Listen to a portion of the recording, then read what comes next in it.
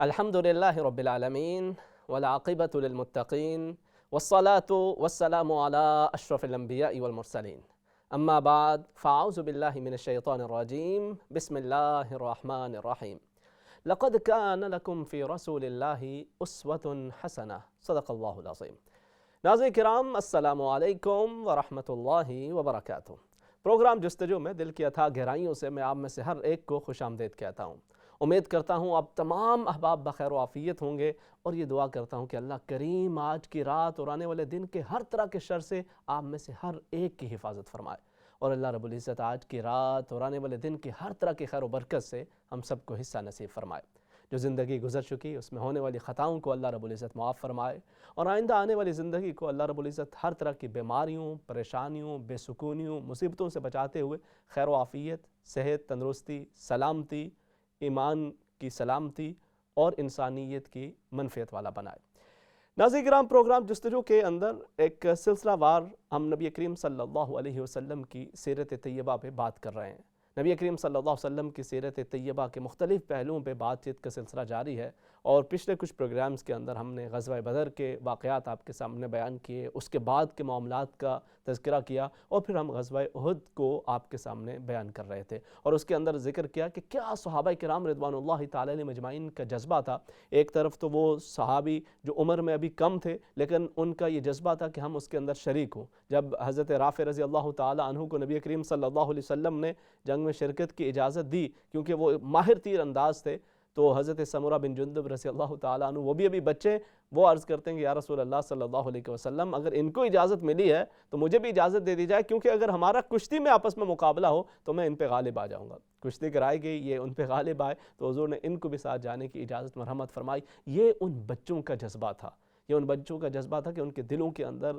دین کی محبت، حمیت موجود تھی، اور جہاں پر بھی دین اسلام کو کسی بھی قسم کی ضرورت پیش آئی تو نہ تو ان کے والدین اور نہ ہی ان بچوں کے قدم کبھی ڈگمگائے۔ آج بھی ہمارے بچوں کو بھی یہ ضرورت ہے کہ وہ اپنی ذمہ داریوں کو سمجھنے والے ہوں، اپنے گھر بار کی ذمہ داریوں کو سمجھنے والے ہوں، وہ خود کو سنبھالنے والے ہوں۔ بڑی عمر کے بچے بھی ہو جاتے ہیں، یعنی 25-26 سال کے بھی نوجوانوں کو بچہ ہی سمجھا جا رہا ہوتا ہے، اور وہ پورا دن گیمیں کھیلنے کے اوپر بتا دیتے ہیں، اور انہیں اپنی زندگی کے اندر کوئی مقصد دکھائی نہیں دیتا۔ تو زندگی کے اندر کوئی مقصد ہونا چاہیے، اس کا کوئی مصرف ہونا چاہیے۔ آپ اپنے لیے، اپنی فیملی کے لیے، اپنے ارد گرد رہنے والے لوگوں کے لیے، امت کے لیے دل کے اندر ایک درد رکھتے ہیں، اور کچھ نہ کچھ کرنے کی کوشش کرتے ہیں، انسانیت کا فائدہ سوچنے کی کوشش کرتے ہیں، اس کے لیے وہ قدم اٹھانے کی کوشش کرتے ہیں، تو ہی جب نوجوانوں کی یہ سوچ آتی ہے، جب نوجوانوں کے اندر ذمہ داری کا احساس پیدا ہوتا ہے، تو پھر قوموں کی تقدیر بدلا کرتی ہے۔ ہم تو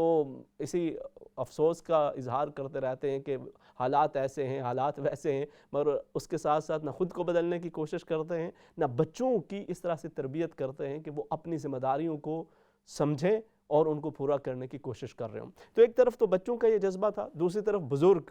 جو کہ بیمار بھی ہیں، حضرت عمر بن جموح رضی اللہ تعالیٰ عنہ، وہ بھی اپنے بچوں سے بحث کر رہے ہیں۔ بچے کہہ رہے ہیں کہ آپ گھر پہ رکیں، آپ کی عمر بھی زیادہ ہے، بیمار بھی ہیں، تو آپ گھر پہ رکیں، لیکن وہ کہہ رہے ہیں کہ حضور تشریف لے جا رہے ہوں تو میں اس موقع کو کس طرح سے ضائع کر سکتا ہوں، میں تو جاؤں گا اور اللہ کے رسول کریم صلی اللہ علیہ وسلم کی معیت کے اندر اپنی جان کا نذرانہ رب کے حضور پیش کرنے کے لیے اپنے تن من دھن کی قربانی لگاؤں گا۔ تو یہ وہ جذبہ تھا صحابہ کرام رضوان اللہ تعالی علیہ مجمعین کا۔ صحابہ کرام اپنے ایمانی جذبے کے ساتھ اس طرف موجود تھے، اور دوسری طرف وہ مشرکین مکہ کہ جو غیظ و غضب سے بھرے ہوئے تھے، اور یہ تو بدلہ لینے کے لیے آئے تھے، یہ تو یہاں پہ جنگ کرنے کے لیے آئے تھے، اور صحابہ کرام رضوان اللہ تعالی علیہ مجمعین اپنی حفاظت کے لیے یہاں پہ موجود تھے۔ تو جب یہ وہاں پہ اب آمنے سامنے ہیں، تو جو مشرکین مکہ کا جو ایک لشکر ہے جس کے اندر 3000 لوگ موجود ہیں، تو اس کی مین قیادت ابو سفیان کے پاس ہے۔ دائیں طرف والا جو حصہ ہے اس کی قیادت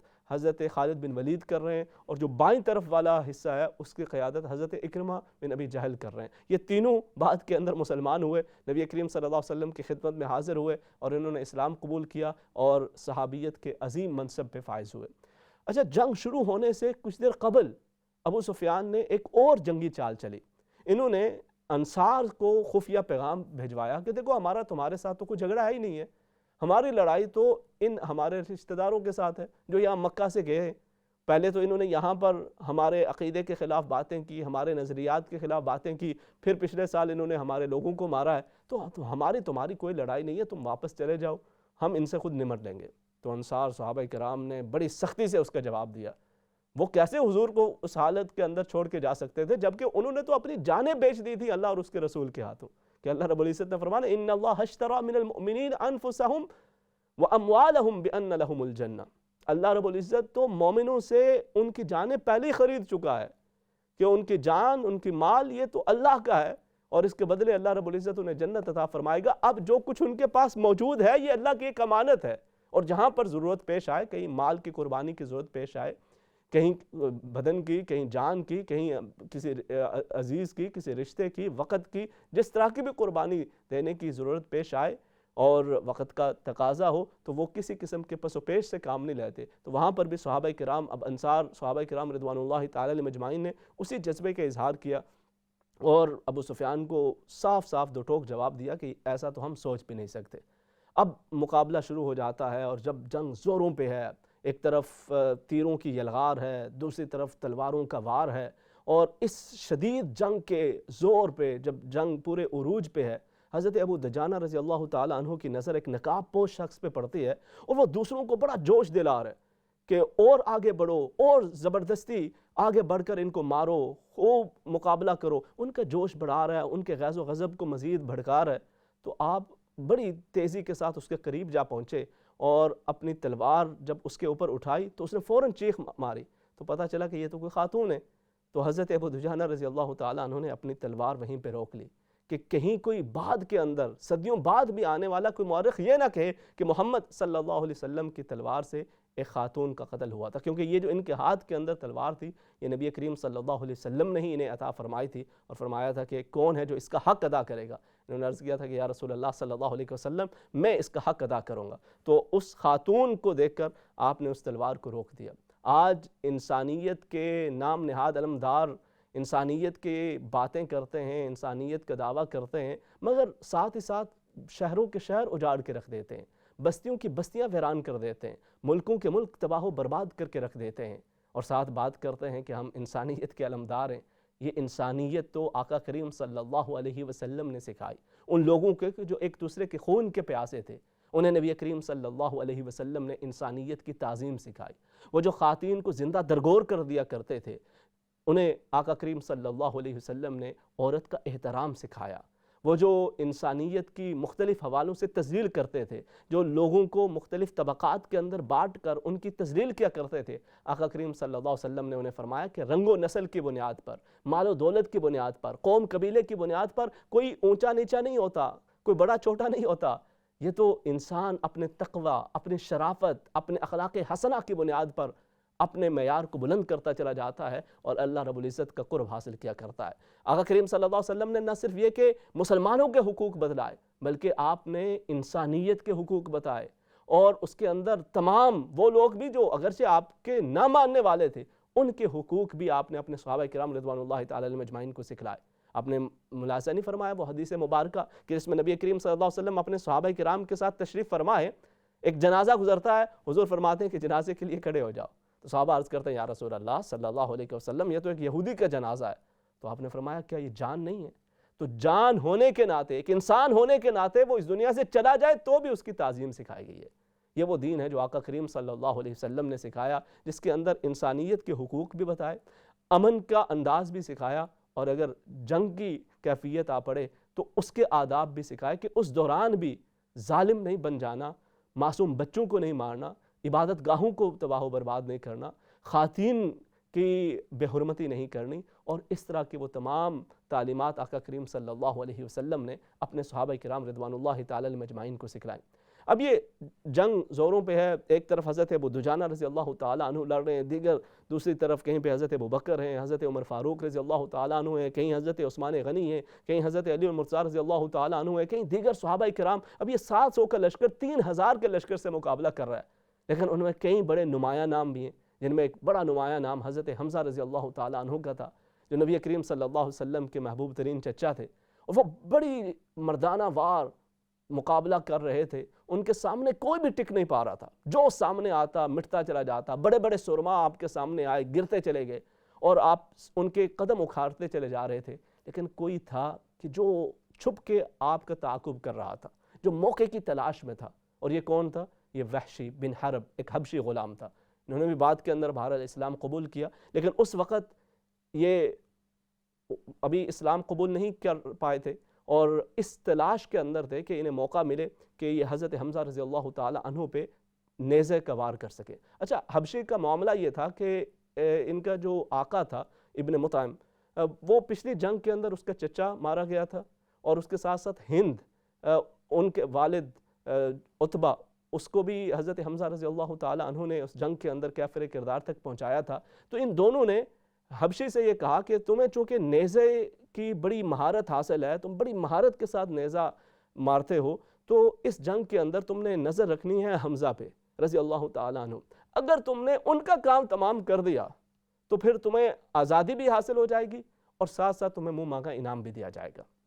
تو اسی وجہ سے اب حبشی اسی موقع کی تلاش میں تھے کہ کہیں پر موقع ملے اور حضرت حمزہ رضی اللہ تعالی عنہ کو شہید کر دیا جائے، اور جیسے ہی موقع ملا وہ اپنا کام کر بھی دیا، اور حضرت حمزہ رضی اللہ تعالی عنہ اس نیزے کی وار سے شہید ہو گئے، اللہ رب العزت کے حضور پیش ہو گئے۔ اور بعد کے اندر یہ تینوں، ہند بھی اور حضرت ہند رضی اللہ تعالی عنہ، اور اس کے ساتھ ساتھ حضرت ابن مطعم رضی اللہ تعالیٰ عنہ اور حضرت حبشی رضی اللہ تعالیٰ عنہ، ان تینوں نے اسلام قبول کر لیا۔ اگرچہ نبی کریم صلی اللہ علیہ وسلم کو اس واقعے کی شدید تکلیف تھی، مگر اس کے باوجود آپ نے ان کے اسلام کو قبول فرمایا، سب کچھ جانتے ہوئے بھی آپ نے گویا ان کو معاف بھی فرمایا، کسی قسم کا کوئی انتقام بھی نہیں لیا، اور ان کے اسلام کو بھی قبول فرما لیا۔ آج ہماری کیا حالت ہے؟ ہم چھوٹی چھوٹی بات پہ مرنا جینا ختم کر دیتے ہیں، ہم چھوٹی چھوٹی بات پر اپنے خونی رشتوں کو بالکل بھول جاتے ہیں، فراموش کر دیتے ہیں، جیسے کوئی تھا ہی نہیں، جیسے کوئی ہو ہی نہ۔ کہیں چار پیسے مل جائیں تو بھول جاتے ہیں، یا پھر کہیں پر کوئی ناراضی ناچاکی آ جائے تو بھول جاتے ہیں۔ لیکن آقا کریم صلی اللہ علیہ وسلم کا اسوہ حسنہ تو یہ ہے کہ آپ کے محبوب ترین چچا کو شہید کرنے والے بھی جب آپ کے سامنے آ جائیں اور اپنی غلطیوں کا اعتراف کر لیں تو نبی کریم صلی اللہ علیہ وسلم انہیں بھی معاف فرما دیا کرتے ہیں۔ یہ نبی کریم صلی اللہ علیہ وسلم کا اسوہ حسنہ۔ ہمارے جو ناراضیاں ناچاکیاں، اور دیکھیں گھروں کے اندر برتن سے برتن ٹکرا ہی جاتے ہیں، کبھی کبھار اونچ نیچ ہو ہی جایا کرتی ہے، لیکن اس کی وجہ سے رشتوں کے اندر تلخیاں پال لینا، ہمیشہ کی نفرتیں دلوں کے اندر پیدا کر لینا، عرصہ گزر جاتا ہے، بہن بھائی سے جدا ہو جاتے ہیں، بات چیت ہی نہیں ہے، مرنا جینا ختم ہو گیا، آنا جانا بالکل ختم ہو گیا، رابطہ تعلق ہر چیز بالکل مٹا دی جاتی ہے، میاں بیوی بسا اوقات بالکل ایک رشتے کے اندر ہوتے ہوئے بھی دلوں کے اندر دوریاں پیدا ہو جاتی ہیں، اور وہ دل کے اندر وہ تلخیاں پال لیتے ہیں کہ جو معاملات بہت دور تک نکل جاتے ہیں۔ بسا اوقات والدین اولاد کے درمیان ایسا معاملہ ہو جاتا ہے، اب اولاد اپنے والدین کی ناراضی کو ختم کرنے کے بجائے ان تلخیوں کو دل کے اندر پال لیتی ہے، اور اس کی مختلف وجوہات ان کے ذہن کے اندر ہوتی ہیں۔ تو اگر ہم آقا کریم صلی اللہ علیہ وسلم کی سیرت طیبہ کو سامنے رکھیں تو اگرچہ یہ آسان نہیں ہے، لیکن آپ دیکھیں کہ حضور کا اخلاق حسنہ کس قدر بلند ہے۔ ہمارا تو معاملہ ایسا نہیں ہوتا کہ کوئی قتل کے معاملات ہوں جنہیں ہمیں معاف کرنا ہو، یہ تو یہی چھوٹی موٹی کوئی رنجشیں ہوتی ہیں، صرف اپنی انا کو تھوڑا قربان کرنا پڑتا ہے، تھوڑا سا اپنی انا کو پیچھے رکھ کر اللہ اور اس کے رسول صلی اللہ علیہ وسلم کی خاطر قربانی دینا پڑتی ہے، اور اس سے بہت سارے رشتوں کے اندر خوبصورتی آ جاتی ہے، بہت ساری دوریاں ختم ہو سکتی ہیں۔ اور اگر کوئی ایسا قدم اٹھا بھی رہا ہے، کوئی آ کے آپ سے معافی مانگ رہا ہے، تو اس وقت ایسا نہ ہو کہ آپ کی ناک بھی اور اونچی ہو جائے اور آپ کی انا میں بھی مزید اضافہ ہو جائے، آپ کہیں گے سوال ہی نہیں پیدا ہوتا، میں نے کیوں معاف کرنا ہے، اب تو موقع آیا ہے، اب تو ناک کی لکیریں نکلوائیں گے، اب تو مزہ آئے گا۔ ایسا کرنے کے بجائے آپ اس کو معاف کر دیں، تو یہ آقا کریم صلی اللہ علیہ وسلم کی سنت مبارکہ ہے۔ اچھا، اب یہ جنگ زوروں پہ ہے اور مقابلہ جاری و ساری ہے، مختلف صحابہ کرام رضوان اللہ تعالیٰ اجمعین بڑی دل جمعی کے ساتھ مردانہ وار مقابلہ کر رہے ہیں، مشرکین اور قریش مکہ ان کے قدم اکھڑ رہے ہیں، اور وہ اب آہستہ آہستہ تتر بتر ہونا شروع ہو جاتے ہیں۔ اور ادھر جو حضرت خالد بن ولید رضی اللہ تعالیٰ عنہ ہیں، جنہوں نے ابھی تک اسلام قبول نہیں کیا تھا، انہوں نے جب یہ منظر دیکھا کہ ان کے ساتھیوں کے قدم اکھڑ رہے ہیں، تو یہ اپنے دستے کو لے کر انہوں نے اندازہ لگا لیا، یہ بڑے ماہر جنگی جنرل تھے، تو انہوں نے اندازہ لگایا ماحول کا، تو انہوں نے خیال کیا کہ اگر ہم پہاڑی کے پیچھے سے ہو کے آ کے حملہ آور ہوتے ہیں تو پھر ہمیں دوبارہ غلبہ حاصل ہو سکتا ہے۔ تو تو اسی نیت سے یہ پہاڑی کے پیچھے سے گئے، تو وہاں پہ آقا کریم صلی اللہ علیہ وسلم نے پہلے ہی حضرت عبداللہ بن جبیر رضی اللہ تعالیٰ عنہ کو مقرر فرما رکھا تھا کہ اگر وہاں سے کوئی آتا ہے تو اس کا تیروں کے ساتھ مقابلہ کرنا۔ یہ 50 صحابہ وہاں پہ موجود تھے، جو انہوں نے ان کو آتے دیکھا بھرپور طریقے سے تیر اندازی کی اور یہ پیچھے ہٹنے پہ مجبور ہو گئے۔ حضرت خالد بن ولید تھوڑی دیر کے بعد پھر آتے ہیں، دوبارہ پھر کوشش کرتے ہیں، پھر آگے سے تیر اندازی ہوتی ہے، یہ پیچھے ہٹنے پہ مجبور ہو جاتے ہیں، تیسری بار پھر کوشش کرتے ہیں، پھر یہی ہو جاتا ہے۔ اور ادھر جو صحابہ کرام میدان جنگ کے اندر موجود ہیں، وہاں پر وہ بڑی بہادری کے ساتھ مقابلہ کر رہے ہیں۔ اب جو قریش ہیں ان کے قدم اکھڑنا شروع ہو جاتے ہیں، وہاں سے بھاگنا شروع کرتے ہیں، تو مسلمان نعرہ لگاتے ہیں، نعرہ تکبیر بلند کرتے ہیں، اللہ اکبر کا نعرہ بلند کرتے ہیں، اور ایک فتح کا سما شروع ہو جاتا ہے۔ اب یہاں پر یہ جو یہاں پہ موجود تھے صحابہ کرام جبل رماد کے اندر، جن کی ڈیوٹی حضور نے یہاں پہ لگائی تھی اور فرمایا تھا کہ کچھ بھی ہو جائے، فتح ہو یا پھر شکست ہو، تم نے یہاں سے ہلنا نہیں ہے، اپنی جگہ کو چھوڑنا نہیں ہے۔ اب یہ صحابہ کرام جب یہ منظر انہوں نے دیکھا کہ ایک طرح تو فتح حاصل ہو گئی ہے اور اب وہاں پہ صحابہ ہیں، مال غنیمت ہے، مشرکین تو بھاگ گئے، تو اب انہوں نے کہا کہ ہم بھی جائیں گے اور ان کے ساتھ شامل ہو جائیں گے۔ تو حضرت عبداللہ نے انہیں روکنا چاہا، انہوں نے کہا کہ جی وہ تو اس وجہ سے تھا کہ تاکہ جنگ کے اندر کوئی مسئلہ ہو تو ہم یہاں پہ رک کے مقابلہ کریں، جنگ پہ تو اندر فتح حاصل ہو گئی ہے، اب ہمارا یہاں پہ رکنے کا کوئی مقصد نہیں رہا۔ تو یہ سارے چلے گئے، صرف 9 صحابہ کرام یہاں پہ رہے۔ حضرت خالد بن ولید کو اگرچہ 3 مرتبہ یہاں سے مسئلہ پیش آیا تھا، آگے نہیں بڑھ سکے تھے، لیکن ان کی نظر وہیں پہ تھی کہ جیسے موقع ملے گا وہاں سے دوبارہ پھر جانا ہے۔ انہوں نے جب یہ دیکھا کہ یہاں پہ تو اب اتنے تیر انداز رہے نہیں، تو یہ پھر آئے اور بڑے بھرپور طریقے سے حملہ کرتے ہوئے، یہ 9 بندے کب تک ان کا مقابلہ کرتے، یہ شہید ہوئے، اور پھر جو پیچھے سے آ کے اب جو حملہ کیا تو اب مسلمان گویا دونوں طرف سے پھنستے چلے گئے۔ جب انہوں نے دیکھا بھاگ کے جانے والوں نے بھی کہ خالد بن ولید نے دوبارہ سے پھر سے معاملات کو سنبھال لیا ہے، تو اعلان ہوا، دوسروں کو بھی ایک پکارا گیا، تو سارے مل کے اب آگے سے بھی حملہ آور ہیں، پیچھے سے بھی حملہ آور ہیں، اور یہ مسلمان صحابہ کرام درمیان کے اندر اب پھنس گئے ہیں، اور بری طرح سے کوئی زخمی ہو رہا ہے، کوئی شہید ہو رہا ہے، اور ایک عجیب افراتفری کا عالم ہے۔ ایسے میں نبی کریم صلی اللہ علیہ وسلم کو شدید اذیت ملی، اور آپ کے ارد گرد جو قریب صحابہ کرام رضوان اللہ تعالی مجمعین موجود تھے، وہ بڑی جانثاری کے ساتھ مقابلہ کر رہے تھے۔ لیکن اس روز مشرکین کی یہ کوشش تھی کہ آج جو یہ موقع ملا ہے تو سب سے زیادہ اس موقع سے فائدہ اٹھایا جائے اور نبی کریم صلی اللہ علیہ وسلم کو ہی معاذ اللہ شہید کر دیا جائے، اور اسی کوشش کے اندر انہوں نے بھرپور طریقے سے حملہ آور ہونا چاہا، اور اسی کی وجہ سے پھر بہت سارے جو صحابہ کرام، اب 9 کے قریب صحابہ کرام حضور کے ارد گرد موجود تھے، بعض روایات میں 7 جو یہ ارد گرد موجود تھے، کیونکہ ظاہر ہے جب ادھر ادھر ایک ٹولیوں کے اندر وہ منقسم ہو چکے تھے تو اب وہ جنگی حالات بدل چکے تھے۔ اس حالت کے اندر بھی جو صحابہ کرام حضور کے ساتھ موجود تھے وہ ہر طرح کی قربانیاں پیش کر رہے تھے، جو حضور کی طرف بڑھنے کی کوشش کرتے یہ اپنی جانیں قربان کر رہے تھے، لیکن حضور کے قریب کسی کو نہیں پہنچنے دے رہے تھے۔ اور ساتھ ہی پھر یہ ایک اعلان ہو گیا کہ نبی کریم صلی اللہ علیہ وسلم شہید ہو گئے۔ جب یہ اعلان ہوا تو بہت سارے جو صحابہ کرام جو جنگ کے اندر کسی نہ کسی طرح سے شامل تھے، بہت سے وہ بھی بالکل ہمت گویا ہار گئے، اور انہوں نے بھی تلواریں رکھ دیں، کہا کہ اب کیا لڑکے کرنا ہے۔ تو حضرت انس بن نضر رضی اللہ تعالیٰ عنہ ان کے قریب سے گزرے، تو آپ نے پوچھا کہ کس چیز کا انتظار کر رہے ہو، یہاں پہ کیوں بیٹھے ہوئے ہو؟ تو انہوں نے کہا کہ رسول اللہ صلی اللہ علیہ وسلم شہید کر دیے گئے۔ تو آپ نے فرمایا تو پھر جینے کا کیا مقصد رہ گیا پیچھے؟ جس مقصد کے لیے اللہ اور اس کے رسول صلی اللہ علیہ وسلم نے یہاں پہ بلایا ہے، اور جس مقصد کے لیے رسول اللہ صلی اللہ علیہ وسلم نے اپنی جان دی ہے، تم بھی آگے بڑھو اور اسی مقصد کے لیے اپنی جان دے دو۔ تو آپ پھر مردانہ وار آگے جا کے مقابلہ کرتے ہیں اور آپ بھی شہید کر دیے جاتے ہیں، تو ایک نیا جوش ولولہ پیدا ہوتا ہے۔ اتنے میں کسی کی نظر حضور پہ پڑی تو انہوں نے بھی اعلان کیا کہ نبی کریم صلی اللہ علیہ وسلم تو سلامت ہے۔ اور اب صحابہ کرام کو جو پتہ چلا، جو کچھ بدل بھی ہوئے تھے، ان کو بھی جب معلوم ہوتا ہے تو سارے واپس آتے ہیں اور آ کر حضور نبی کریم صلی اللہ علیہ وسلم کے قریب جمع ہوتے ہیں، اور پھر نبی کریم صلی اللہ علیہ وسلم کو بحفاظت سائڈ پہ لے جانے کا اہتمام کرتے ہیں۔ لیکن اس تمام کیفیت کے دوران آقا کریم صلی اللہ علیہ وسلم کو بھی شدید تکلیف کا سامنا کرنا پڑا۔ آپ کا جسم اطہر بھی لہو لہان ہوا، اور ایک انتہائی تکلیف دہ وہ وقت تھا صحابہ کرام کے لیے بھی اور نبی کریم صلی اللہ علیہ وسلم کے لیے بھی۔ ابو سفیان پہاڑی کے اوپر جا کے کھڑا ہوا اور جا کے کہا کہ کیا محمد صلی اللہ علیہ وسلم تمہارے درمیان موجود ہیں؟ حضور نے فرمایا کہ سب خاموش رہو۔ پھر پوچھا کہ ابو بکر موجود ہیں؟ پھر خاموشی کا حکم تھا، خاموش رہے۔ پھر کہا عمر موجود ہیں رضی اللہ تعالی عنہ؟ تو پھر بھی خاموشی ہوئی تو ابو سفیان نے کہا کہ چلو ان تینوں سے تو فرصت حاصل ہوئی. تو اب حضرت عمر فاروق رضی اللہ تعالیٰ عنہ بولے, کہا کہ جن تینوں کا نام لیا ہے وہ تینوں محفوظ ہیں, رسوائی تمہارا ہی مقدر بنے گی. تو پھر ابو سفیان نے کہا اولو حبل,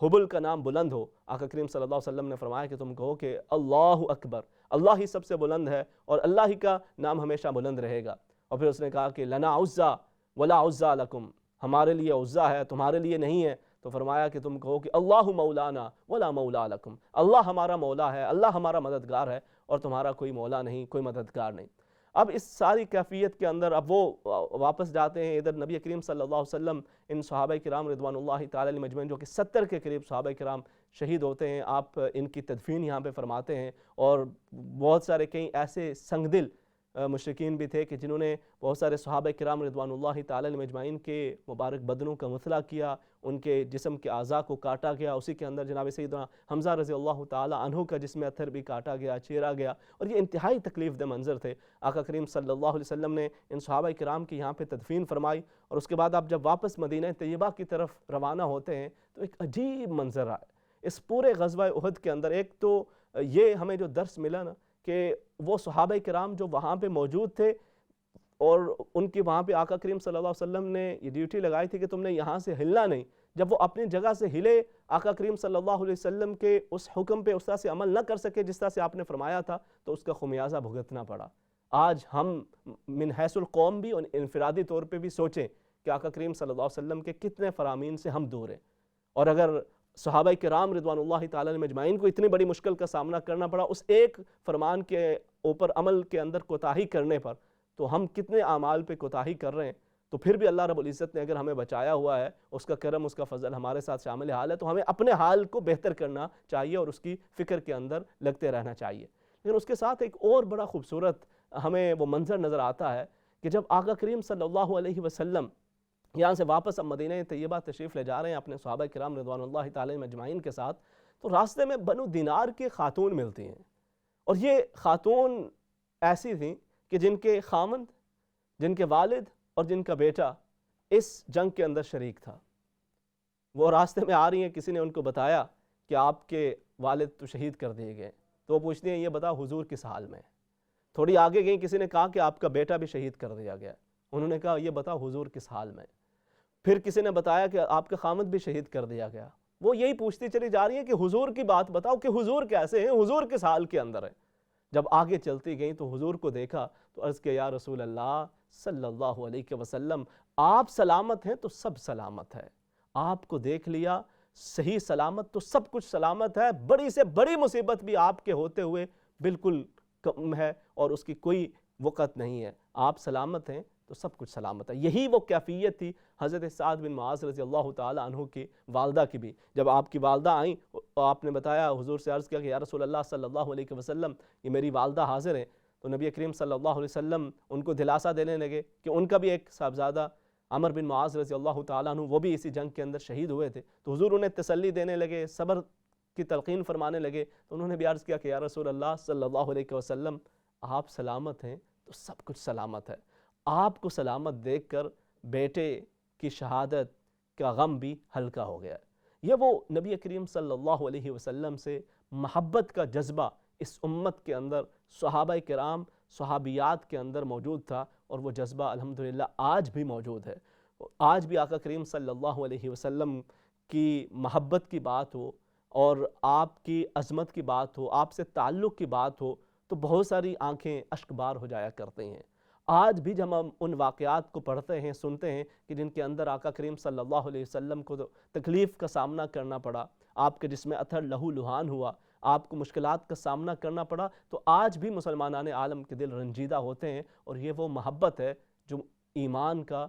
ایک بہت ہی لازمی حصہ بھی ہے اور جو ہر مومن کی بہت ہی بڑی دولت بھی ہے. آپ خوش نصیب ہیں کہ یہ دولت سلامت ہے. اس دولت کو سلامت رکھیے, کیونکہ اگر یہ دولت سلامت ہو گئی اور دنیا کی دولت نہ بھی حاصل ہوئی تو سب کچھ آپ کے پاس ہے. اور اگر خدا نخواستہ اس دنیا کی دولت کماتے کماتے یہ ایمان کی اور حضور کی محبت کی دولت ہاتھ سے جاتی گئی تو سب کچھ ہوتے ہوئے بھی ہاتھ میں کچھ نہ رہے گا. اللہ رب العزت ہمیں نبی کریم صلی اللہ علیہ وسلم کی محبت و اطاعت نصیب فرمائے. اگلے واقعات کس طرح سے پیش آئے. اب یہ جو اتنا بڑا صدمہ مسلمانوں کو اٹھانا پڑا، آقا کریم صلی اللہ علیہ وسلم نے پھر سے کس طرح سے ان کو مضبوط فرمایا، اللہ رب العزت نے کس طرح سے ان کی نصرت فرمائی، اور حالات پھر کس طرح سے بہتر سے بہتر ہوتا چلتے گئے. انشاءاللہ اس کو اگلے پروگرام کے اندر بیان کریں گے.